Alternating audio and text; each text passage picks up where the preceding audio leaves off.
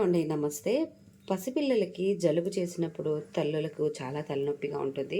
పాపం వాళ్ళకు కూడా చాలా ఇరిటేట్ ఫీలింగ్ ఉంటుంది. అండ్ అలాగే ఇన్కన్వీనియన్స్గా కూడా ఉంటుందండి. సో పేరెంట్స్గా మనం అర్థం చేసుకొని వాళ్ళకు హోమ్మేడ్ ట్రీట్మెంట్ ఏమి ఇవ్వాలో అది ఇస్తే చాలా న్యాచురల్గా పిల్లలకి తగ్గుతుందండి. ఇది చూడండి, ఈ ఆకు వచ్చేసేసి వామాకండి, దొడ్డపత్రి అంటారు కన్నడలో.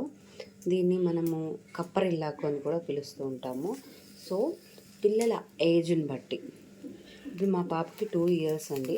సో దానివల్ల నేను ఒక 3 ఆకులు తీసుకునేసి ఈ విధంగా బాగా ప్యాన్ పైన వేడి పెట్టుకోవాలి. అప్పుడు ఏమవుతుందంటే దాంట్లోంచి చాలా బాగా రసం అనేది బయటకు వస్తుందండి.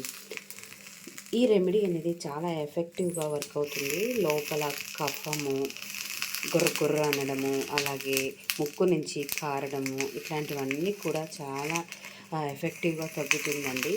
సో చూడండి, ఇలా ఇంతే, ఎక్కువ కాల్చకూడదు. ఎక్కువ కాలిస్తే మడిపినట్టు అయిపోతాయండి. ఇంకా ఆఫ్ చేసేద్దాం మనం గ్యాస్ ఫ్లేమ్ని. ఇప్పుడు ఏం చేయాలో నెక్స్ట్ ప్రాసెస్ అనేది చెప్తాను, చూసేయండి. ఇప్పుడైతే నేను గ్యాస్ని ఆఫ్ చేసేసాను. ఇప్పుడు మనము ఈ విధంగా తయారు చేసుకున్నాక ఆకుల్ని, ఉగ్గు గిన్నె ఉంటుంది కదా పిల్లలకి, దానిలో ఇప్పుడు ఈ ఆకుని గట్టిగా ఎలా పిండేసామంటే రసం అనేది వస్తుందండి. చూడండి, చూస్తున్నారు కదా.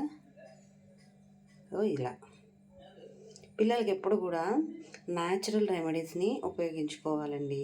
వాళ్ళ బాడీకి ఇలా సెట్ అయితేనే వాళ్ళు హెల్తీగా ఉంటారు. మనం కొద్దిగా జలుబు చేసినా కూడా వెంటనే సిరప్స్ వేయడము, హాస్పిటల్కి వెళ్ళడము ఇదంతా లేకుండా 1 or 2 days ఈ విధంగా ఇంట్లో హోమ్ రెమెడీస్ చేసుకొని తగ్గకుండా ఉన్నప్పుడు వెంటనే డాక్టర్ని సంప్రదించుకోవాలి. నేనైతే ఇలాగే చేస్తానండి. మా పాప చిన్నప్పటి నుంచి కూడా ఫస్ట్ 1 day, మరీ చిన్నగా ఉన్నప్పుడు 1 day చూస్తాను. తగ్గకుండా ఉన్నప్పుడు నెక్స్ట్ డే అయినా హాస్పిటల్ని కన్సల్ట్ చేస్తానండి డాక్టర్ని అయితే. సో చూడండి రసం ఎంత బాగా. ఇందుకోసం మనము ఈ విధంగా ప్యాన్ పైన వేడి చేసుకోవాలి. అప్పుడు చాలా ఈజీగా వస్తుంది.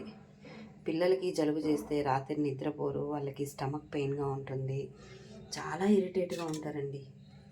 కాబట్టి మనం అర్థం చేసుకొని వాళ్ళకి మంచి రెమెడీస్ని చేసుకోవాలి.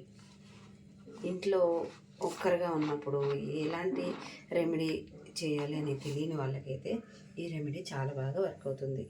నెక్స్ట్ ఇప్పుడు ఇందులో మనము కొద్దిగా తేనె వేసుకోవాలండి.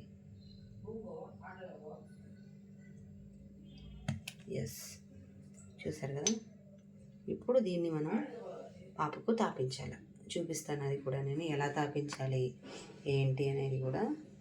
చాలా సూపర్గా వర్క్ అవుతుంది. చూడండి, ఒక స్పూన్తో దీన్ని ఈ తేనె బాగా కలిసిపోయేలా మిక్స్ చేసుకోవాలి. మంచి తేనె తీసుకోండి. ఓకే, ఇప్పుడు పాపకు తాపిచ్చేస్తాను. పాప దొరకరా నాన్న. ఇదిగోండి, జలుబు అయితే ముక్కు నుంచి నిన్న ఎక్కువగా గారుతా ఉన్నది. నేను ఇది ఉగ్గు కారం వేస్తాను కదా, దాన్ని పొంగించి వేసాను సండే. సో దానివల్ల కొద్దిగా అయితే తగ్గింది. ఇంకాస్త గురుగురు అంటుంది కాబట్టి నేను ఈ రెమెడీ ఇస్తున్నా. ఇప్పుడు పాపకి తాపిస్తాను చూడండి. ఓకే చూడండి, ఈ విధంగా తాపించాలి.